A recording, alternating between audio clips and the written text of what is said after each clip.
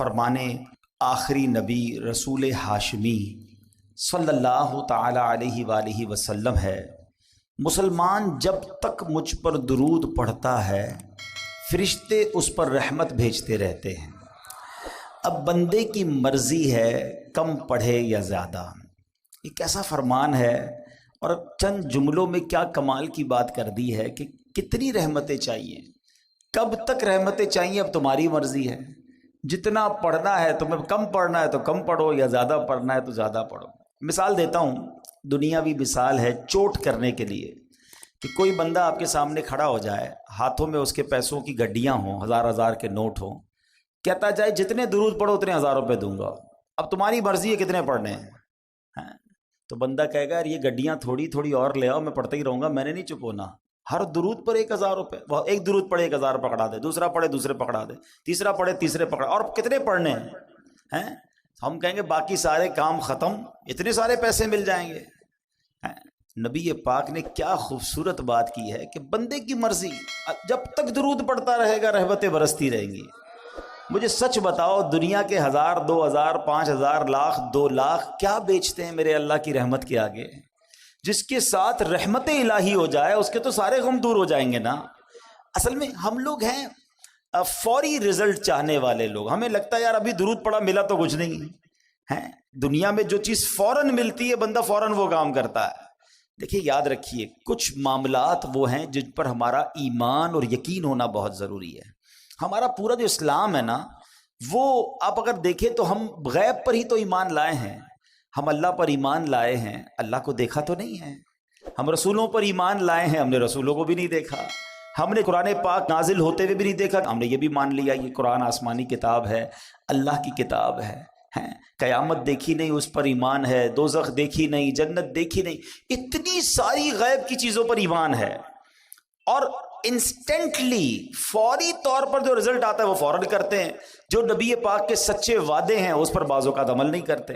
Doctor کہتے کہ جناب اب تم نے چکناٹ کھانی ہے، یا اب تم نے کوئی میٹھی چیز کھانی ہے تو تمہارے ہارٹ کو پرابلم ہو جائے گا، نظر اندر نہیں آ رہا ہمیں، چونکہ ڈاکٹر کہہ رہا ہے تو مان جاتے ہیں۔ حالانکہ میٹھا کھانا حلال، چکنائی والی چیز کھانا حلال، جائز اگر ہے تو حلال ہے۔ ہم حلال کھانوں سے رک جاتے ہیں اس لیے کہ ڈاکٹر کہہ رہا ہے، اور حرام چیزوں سے نہیں رکتے حالانکہ نبی پاک فرما رہے ہیں۔ سوچ کا ڈفرنس دیکھیں۔ ہم یہ سوچتے ہیں کہ ہارٹ اٹیک نہ ہو جائے، مگر یہ نہیں سوچتے کہ ایمان پر اٹیک نہ ہو جائے۔ ہم یہ سوچتے ہیں کہ تھوڑی سی محنت کرتا ہوں تو پیسے مل جاتے ہیں، ہم یہ کیوں نہیں سوچتے کہ تھوڑی سی محنت کروں تو جنت مل سکتی ہے۔ یہ کسی کو درود پاک کوئی دیکھ لینا، جتنے درود پڑھیں اتنی رحمتیں ہیں۔ کتنا پڑھنا چاہیے تھا؟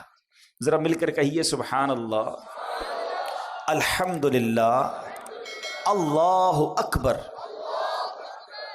کتنی دیر لگی؟ 15-20 سیکنڈ؟ کیا کما لیتے ہو؟ ذرا کبھی حساب کرنا، ایک دن میں 15-20-25 سیکنڈ میں کیا کما لیتے ہیں ہم؟ کچھ بھی نہیں۔ مگر اللہ نے نیکیاں کمانا ہمارے لیے کتنا آسان، اور کتنی بڑی بڑی نیکیاں۔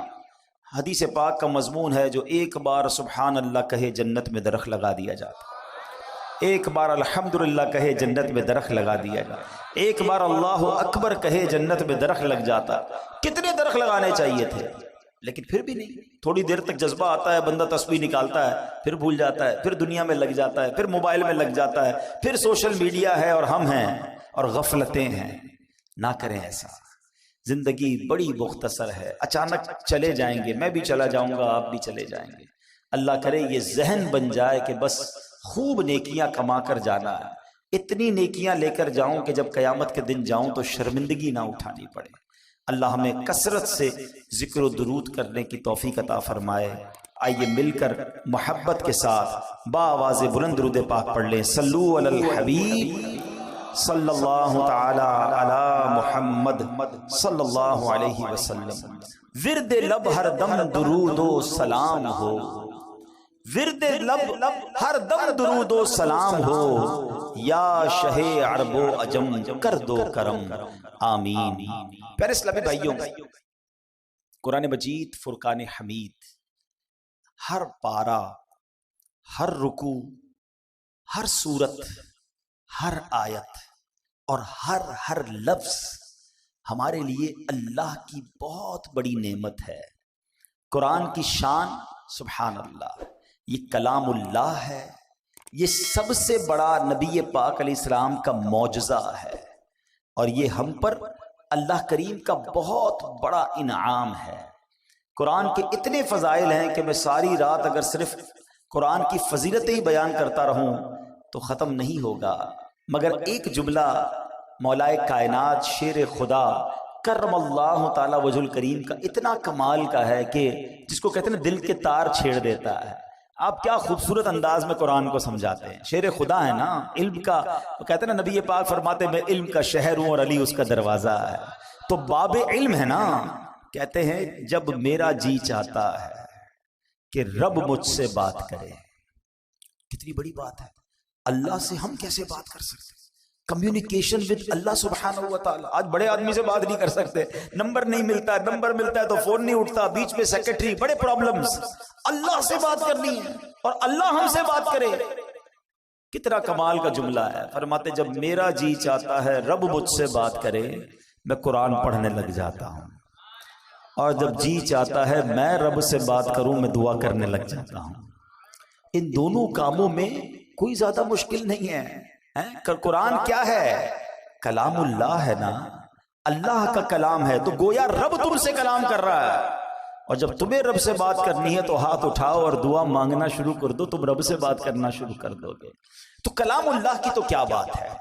آج کلام الہی کی ایک صورت، یعنی میں بتانا یہ چاہ رہا ہوں کہ قرآن مجید فرقان حمید کا ہر لفظ، ہر آیت اور ہر صورت کیا کمال کا معنی رکھتی ہے، اور کتنے شاندار میسیجز ہیں۔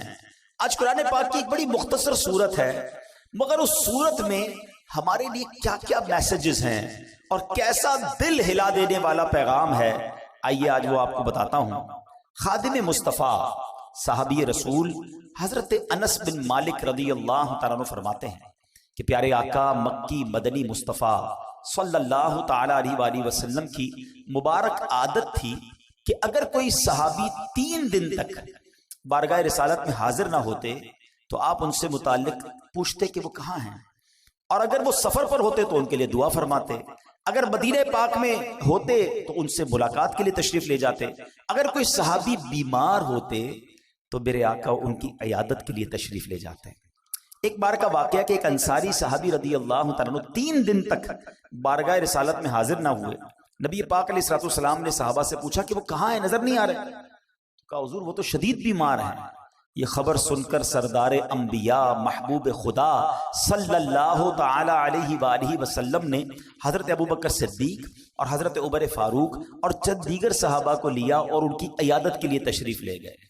آئے ہائے، صحابی کی قسمت تو دیکھو، آقا بھی جا رہے ہیں، صدیق اکبر بھی جا رہے ہیں، عمر فاروق بھی جا رہے ہیں، سر بالی انہیں رحمت کی ادا لائی ہے، سر بالی انہیں رحمت کی ادا لائی ہے، حال بگڑا ہے تو بیمار کی بن آئی ہے۔ اب کیا ہوا؟ آقا علیہ الصلوۃ والسلام آخری نبی رسول ہاشمی صلی اللہ تعالی علیہ وسلم نے اپنے پیارے صحابی کو دیکھا، واقعی شدید بیمار تھے۔ آپ نے خوبصورت اور پیارے انداز میں تیمارداری فرمائی، احوال پوچھا، حال پوچھا، تو اس صحابی نے اپنا حال عرض کرتے ہوئے اپنی بیماری کا ایک بڑا کمال کا واقعہ بتایا کہ بیمار ہوا کیسے میں۔ کہتے حضور بات یہ ہے کہ ایک روز میں مغرب کی نماز میں آپ کی مسجد میں حاضر ہوا، آپ نماز پڑھا رہے تھے، میں آپ کے پیچھے نماز پڑھ رہا تھا، اور آپ نے اس روز نماز میں سورہ قارعہ کی تلاوت کی۔ قرآن پاک کے 30ویں پارے میں یہ سورت ہے، سورہ قارعہ۔ حضور آپ نے تلاوت کی، اس تلاوت کو سن کر نمازی کے اندر مجھ پر ایسا خوف خدا کا غلبہ ہوا، میں نے دعا کی اے اللہ مجھے دنیا ہی میں آزمائش میں ڈال دے، آخرت میں آزمائش میں نہ ڈالنا۔ حضور بس وہ دعا کرنا ہے، اور میری ایسی حالت ہو گئی ہے، میں بیماری میں آ گیا ہوں، آزمائش میں آ گیا۔ اللہ اکبر، میرے آقا کیا پیارے آقا ہیں۔ نبی پاک علیہ الصلوۃ والسلام فرماتے ہیں کہ تم نے برا کیا، یہ بات درست نہیں ہے۔ کیا یہ درست نہیں تھا کہ تم اللہ عز و جل سے دنیا کی بھی بھلائی مانگتے اور آخرت کی بھی بھلائی مانگتے اور جہنم سے بچنے کی دعا بھی کرتے؟ یعنی تم نے کیوں یہ کہا کہ یا اللہ مجھے دنیا میں آزمائش ڈال دے، آخرت میں نہ ڈالنا؟ میرے رب کے خزانوں میں تو کمی نہیں نا، اس سے دنیا کی بھی بھلائی مانگ لیتے، آخرت کی بھی بھلائی مانگ لیتے. کیا پیاری تربیت فرمائی. اب نبی پاک نے حکم دیا کہ ابھی دعا کرو، اور دعا کرو دنیا اور آخرت کی بھلائی کی دعا مانگو. صحابی نے ہاتھ اٹھائے، آقا کا حکم تھا، اسی وقت دعا مانگی. نبی پاک نے خود بھی ان کے لیے دعا فرما دی. اب میرے آقا دعا فرمائے تو رد کیسے ہو سکتی ہے. بریلی کے تاجدار امام عشق و محبت لکھتے ہیں نا، اجابت کا صحرا عنایت کا جوڑا دلہن بن کے نکلی دعائے محمد. اجابت کہتے ہیں قبولیت کو، قبولیت اجابت نے جھک کر گلے سے لگایا بڑی ناز سے جب دعائے محمد صلی اللہ علیہ وسلم. اور ایسا ہی ہوا، اس دعا کا اثر ایسا ہوا کہ کوئی رسیوں سے جکڑا ہوا ہو اور وہ آزاد ہو جائے، وہ صحابی اسی وقت کھڑے ہو گئے اور صحت مند بھی ہو گئے. اب اس ایک واقعے سے اللہ اکبر کیا کمال کا واقعہ ہے، کیا کیا سیکھنے کو ملا. پہلی بات نماز کیسی تھی، پڑھانے والا کون تھا اور پڑھنے والے کون تھے. آقا تلاوت کر رہے اور صحابہ پیچھے نماز پڑھ رہے ہیں، لیکن ان کی نماز میں انہماک، خشوع و خضوع کا عالم کیسا تھا. ایک تو قرآن سمجھتے تھے، پھر اس کا اثر لیتے تھے. تلاوت کیا ہو رہا ہے اس کو جانتے اور اس کا اثر لیتے تھے. سب نے عشاء کی نماز اکثر نے پڑھی ہوگی. اگر میں یہ سوال کر لوں، ہاتھ نہیں اٹھائیے گا، اپنے آپ سے خود ہی سوال کر لیں، امام صاحب نے کیا تلاوت کی پہلی رکعت میں اور دوسری رکعت میں؟ ارے عبدالحبیب بھائی، اب تو ذرا دکان کا حساب ساتھ چل رہا تھا ہمارا، تو ہمیں کیا پتا کیا تلاوت ہوئی. کبھی ٹیسٹ لے لیا کرو، سلام پھیرتے ہی پوچھ لیا کرو اپنے آپ سے کہ آج کیا تلاوت ہوئی. اچھا یاد بھی ہے، مثال کے طور پہ چلو کسی کو یاد ہے آج امام صاحب نے سورہ فیل پڑھی تھی، یا جناب تبارک الذی پڑھی تھی، یا کون سی سورت پڑھی تھی، مانا کیا اس کا تو یہ تو نہیں پتا. کب تک ہم قرآن بغیر سمجھے سنتے رہیں گے اور پڑھتے رہیں گے؟ کب قرآن کے نور کو اور اس کی چاشنی کو دل میں محسوس کریں گے؟ کب انڈرسٹینڈنگ آف قرآن کریں گے؟ میں نہیں کہتا، ہونا تو یہی چاہیے کہ مسلمان ہونے کی حیثیت سے مجھے اور آپ کو پورا قرآن ایک بار تو زندگی میں ہم نے ترجمہ اور تفسیر سے پڑھا ہوتا. لیکن چلو بھائی، پورا قرآن پڑھنے کی بات کرتے تو لوگ ہی بھاگ جاتے ہیں. یار کم از کم یہ تو ہو سکتا ہے نا، ہم ثنا سے لے کر التحیات اور درود ابراہیم اور دعا تک جتنا نماز میں قرآن پڑھتے ہیں اتنا تو سمجھ لیتے، اس کو تو انڈرسٹینڈ کر لیتے. قرآن کی چند مشہور صورتوں کا معنی تو پتا ہوتا. مگر خشوع و خضوع کا تو عالم یہ ہے کہ نماز میں دھیان ہی کہیں اور ہوتا. لوگ کہتے بھی ہمارا دھیان کہیں اور ہوتا. وہ مشہور چٹکلا ہے نا کہ ایک صاحب آئے، عشاء کی جماعت چلی گئی، رونے لگ گئے. تو نمازیوں نے کہا یار نہیں رو بھائی، اتنی نماز سے محبت، اتنی جماعت سے محبت کہ جماعت چلی گئی آپ رو رہے. کہتے یار بات یہ نہیں ہے، مسئلہ یہ کہ روز دکان بند کر کے عشاء کی جماعت میں آتا تھا، امام صاحب 4 رکعت پڑھاتے تھے، میں پورا حساب ملا لیتا تھا. اب جماعت تو چلی گئی، اب حساب کب ملاؤں گا اور نماز کب پڑھوں گا؟ معاذ اللہ، یہ ہمارا ذہن نہیں ہوتا ہے. اچھا اس کی بڑی وجہ بھی یہی ہے، علماء نے اس کا طریقہ بھی بتایا کہ ایک تو بندہ اپنے ذہن کو دنیاوی خیالات سے پاک کر کے، ایکچولی نماز کیا ہے؟ اللہ کی بارگاہ میں حاضری ہے. آپ کسی بہت بڑی شخصیت کے پاس، بڑے سیٹھ کے پاس، جس کے پاس آپ کی فائل رکی ہوئی ہو، اس افسر کے پاس جائیں تو دھیان کدھر ہوتا ہے؟ بالکل اس کی طرف فوکس، ہاتھ بندھے ہوئے، سر میرا چھوٹا سا کام، پلیز سائن کر. اتنی اس سے لجاجت، اس کی طرف فوکس. اور خدائے احکم الحاکمین کے دربار میں آنا ہے، دھیان کہیں اور ہے، سوچ کہیں اور ہے. خود سوچو، شرم آنی چاہیے. جس کا نماز میں دھیان کہیں اور ہوتا اس کو خود ہی اپنے آپ سے شرم آنی چاہیے. اور یہ شرم ہی، یہ گلٹی ہی تمہیں دھیان دلا دے گی، تمہیں خشوع دلا دے گی. اور دوسری بات کہ آپ ایٹ لیسٹ قرآن کی مشہور صورتوں کو، میں پھر مشورہ دیتا ہوں، جو اپنا آخری پارہ ہے نا، کم از کم 30واں پارہ ترجمہ تفسیر سے 2-3 بار پڑھ لیں. عموماً امام صاحب اسی میں سے تلاوت کر رہے ہوتے ہیں، ہم بھی انہی میں سے پڑھ رہے ہوتے ہیں.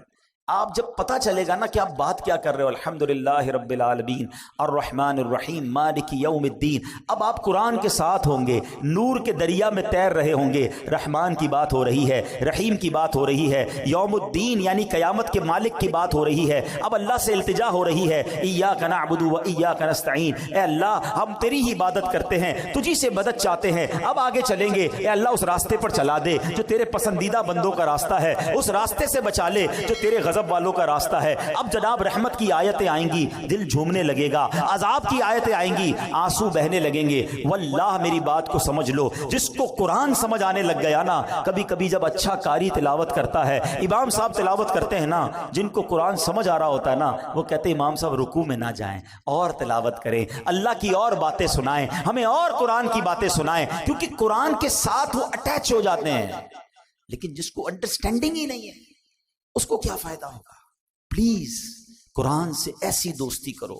اور میں آپ کو کوئی بہت بڑا کام نہیں بتا رہا, کم از کم 30واں پارہ ترجمہ تفسیر اب تو صراط الجنان آ گئی ہے, حاصل کر لے, پڑھ لیں, آپ کی زندگی بدل جائے گی. واللہ جس کو نماز سمجھ آنے لگ جائے گی, اس کو نماز کا مزہ ہی اور آتا ہے. سبحان ربی العظیم جب وہ کہتا ہے اور وہ سمجھتا ہے کہ میں عظیم رب کی تعریف کر رہا ہوں, تو بعض اوقات تو آنکھوں سے آنسو نکلتے ہیں. سجدے میں جا کر سر جھکا کر سبحان ربی الاعلیٰ جب دل کی گہرائیوں سے بندہ ادا کرتا ہے, تو اللہ کو گویا یہ کہہ رہا ہوتا ہے, اے اللہ سر بھی تیرے دربار میں جھکا دیا, اب میں نے سب کچھ تیرے دربار میں جھکا دیا ہے, اپنا سراپا تیرے بارگاہ میں جھکا دیا ہے. اے اعلیٰ رب, اے مالک, اے خالق, اے سب سے بڑے مولا, اب مجھ پر نگاہ رحمت فرما دے. پھر بندہ اس کیفیت سے نماز پڑھتا ہے. تو اگر نماز کا لطف لینا چاہتے ہو تو نماز کو سیکھیں, نماز کو انڈرسٹینڈ کریں, نماز کے اندر جو قرآن ہے کم از کم اس کو جانیں. صحابی رسول نے سورہ قارعہ سنی, دل کی کیفیت بدل گئی, خوف خدا میں مبتلا ہو گئے.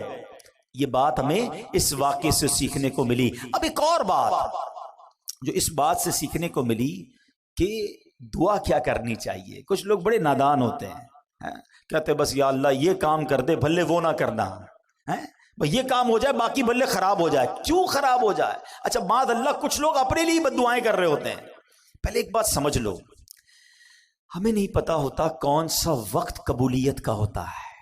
ہاں بری باتیں نہ نکالا کرو. یہ ماں باپ کو بھی ایک مشورہ دے رہا ہوں, بچہ تنگ کرے, بچہ پریشان کرے, تو بعض اوقات مائیں کوسنے دے رہی ہوتی, تجھے کیڑے پڑے, تو برباد ہو جائے, تو کبھی ترقی نہ کرے. یہ نہ کہا کرو, کیا پتا یہ قبولیت کی گھڑی ہو اور تمہارا بیٹا برباد ہو جائے.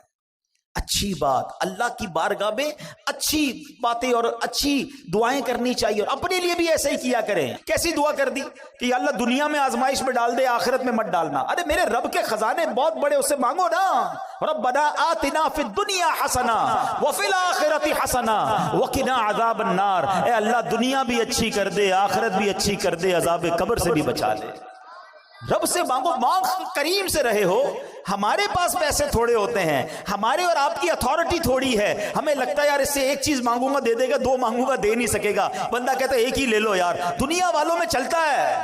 میرے رب کے خزانے جس کا کوئی کنارہ نہیں, وہ خزانے نہ ختم ہونے والے ہیں, وہ ہم سب کو جنت میں ڈال دے, اس کی رحمت میں کوئی کمی نہیں پڑے گی. تو مانگو نا اس سے دل کھول کر. تو رب سے ہمیشہ دل کھول کر اور یقین کے ساتھ مانگنا چاہیے, اور ایسی دعا نہیں کرنی چاہیے کہ جس میں آزمائش کی دعا, پریشانی کی دعا, بربادی کی دعا. اللہ پاک جو ہے ہمیں خوب اچھی دعائیں کرنے کی توفیق عطا فرمائے. اب آتے ہیں اس سورہ قاریہ میں تھا کیا ایسا کہ صحابی رسول اتنے خوف زدہ ہو گئے ہیں. اب ذرا اس سورہ قاریہ کے بارے میں جانتے ہیں, اور اس سے آپ کو ایک اور بات بھی سیکھنے کو ملے گی کہ جب ایک سورت میں اتنا کچھ ہے, تو جو پورا قرآن سمجھ رہا ہوگا, پورا قرآن پڑھے گا, تو اس کے دل میں کیسی کیسی باتیں, کیسے کیسے خزانے آنا شروع ہو جائیں گے. سورہ قاریہ جو ہے, یعنی جس مبارک سورت کی تلاوت انصاری صحابی نے زبان مصطفیٰ سے سنی, ان پر خوف خدا کا غلبہ ہوا. یہ قرآن کریم کی مختصر صورتوں میں سے ہے, 30ویں پارے میں ہے. اس میں ایک رکوع ہے اور 11 آیتیں, بس صرف 11 آیات تلاوت کرو تو 2 منٹ میں پوری ہو جاتی ہے.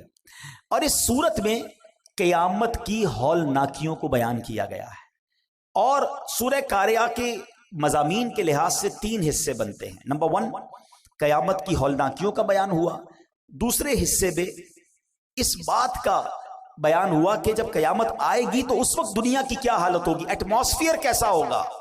اور تیسرے حصے میں قیامت کے اختتام کا بیان ہے کہ امتحان کیسے ہوگا, اس سینیریو میں جب لوگوں کا ایگزام ہوگا تو وہ کیسے ہوگا. صرف 11 آیتوں میں رب نے قیامت کا نقشہ بھی کھینچ دیا اور کیا ہوگا اس میں یہ بھی بتا دیا. اب ذرا غور سے دل تھام کر، اللہ کرے کہ ہم پر بھی اس صحابی رسول کی کیفیت کا صدقہ نصیب ہو، اور ہم قرآن سنیں اور اللہ کے خوف سے بھی لرزہ کریں جب بھیانک، خوفناک اور عذاب کی باتیں ہوں۔ اللہ قرآن میں فرماتا ہے بسم اللہ الرحمن الرحیم القارعۃ ما القارعۃ وما ادراک ما القارعۃ۔ القارعہ، اس کا ترجمہ کیا اعلیٰ حضرت نے دل دہلانے والی۔ مل قارعہ، کیا وہ دل دہلانے والی؟ وما ادراک مل قارعہ، اور تم نے کیا جانا کیا ہے وہ دل دہلانے والی؟ 3 بار ایک ہی بات، القارعۃ مل قارعہ وما ادراک مل قارعہ۔ علماء بڑا پیارا اس میں جواب دیتے ہیں کہ قرآن کا ایک بہت خوبصورت اسلوب ہے، اسٹائل ہے قرآن کا، کہ جب کسی بات پر انفسائز کرنا ہوتا ہے، تاکید دلانی ہوتی ہے، توجہ درکار ہوتی ہے، تو قرآن یہ انداز اختیار کرتا ہے۔ کلام اللہ کا یہ انداز ہے کہ لوگ خوب توجہ کریں، دیکھو بڑی اہم بات ہونے جا رہی ہے۔ اسی طرح کا انداز آپ کو سورہ قدر میں ملتا ہے، اِنَّا أَنزَلْنَاهُ فِي لَيْلَةِ الْقَدْرِ وَمَا أَدْرَاكَ مَا لَيْلَةُ الْقَدْرِ۔ قرآن خود پوچھتا ہے بتاؤ تم نے کیا جانا، لیلۃ القدر کیا ہے؟ پھر قرآن اس کے بعد